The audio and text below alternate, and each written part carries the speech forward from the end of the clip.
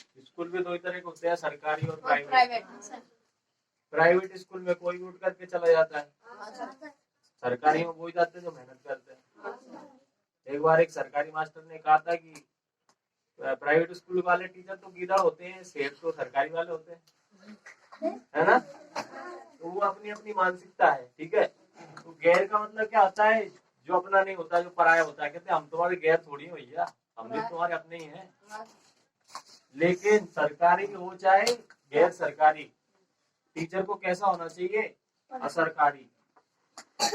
असरकारी मतलब में क्या, जिसका असर हो, मतलब सब बच्चों पे कुछ असर हो, बच्चे कुछ सीखे उससे।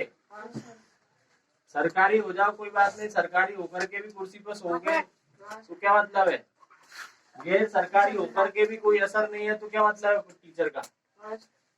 इसलिए टीचर को असरकारी होना चाहिए, सरकारी हो चाहे नहीं हो, गैर सरकारी हो चाहे नहीं हो, शिक्षक को असरकारी होना चाहिए। कुछ असर दिखना चाहिए, तुम्हारे अंदर भी दिखेगा तो तुम्हारे माँ बाप पहचान लेंगे, तुम्हारे दोस्त पहचान लेगा कि हाँ यार कुछ सीख के आए। तभी तुम्हारे पैसे की कीमत है, तभी हमारे समय की कीमत है।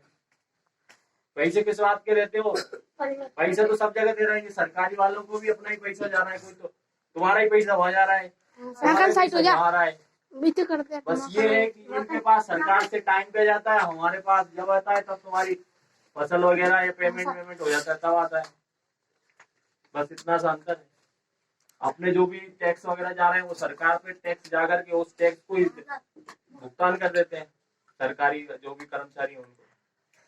तो पहली चीज तो समझो क्या, नॉलेज जरूरी है। नॉलेज एक तो होती है जानकारी, जिसकी याददाश्त ज्यादा होती है वो नॉलेज को याद कर लेता है। एक तो याद करता है, तुम्हें सब रूल याद हो, तुम्हें पूरी अंग्रेजी के सारे नियम याद हो, लेकिन उनको तुम प्रैक्टिस में नहीं कर पा रहे हो, बोल नहीं पा रहे हो, तो क्या मतलब है। तो पहली चीज समझदारी भी है। विद्या ददाति विनयम, विद्या ददाति विनयम ये श्लोक है ना, यानी कि विद्या क्या देती है, विनम्रता देती है, झुकना सिखाती है। जो इंसान जिसके अंदर विद्या है, जो इंसान पढ़ा लिखा है, बुद्धिमान है, उसका एक ही लक्षण है कि वो क्या होता है, विनम्र होता है।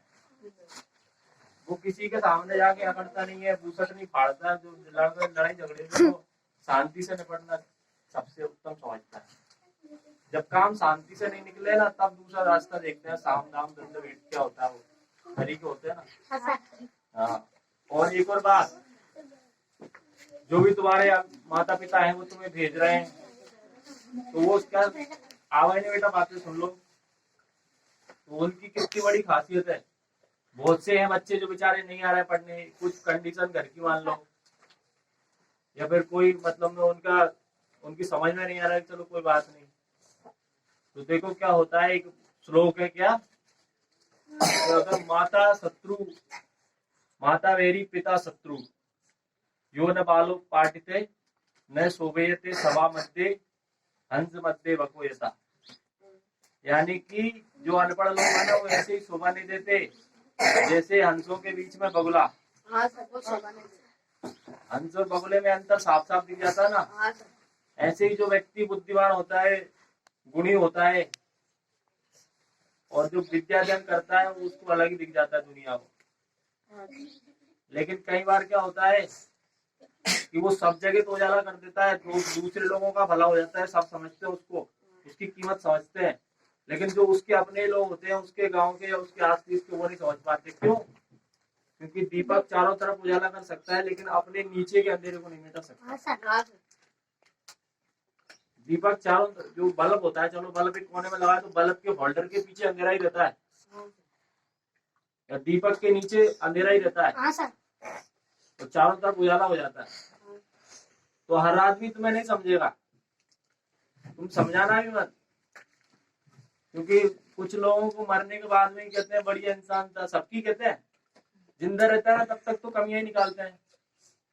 अरे वो तो उसमें ये है, वो देख के पढ़ाता है, ये करता है, वो करता है, और वो चला जाता है, अरे भैया बहुत कोई है ही नहीं उसके जैसा, तो कोई है तो ही नहीं।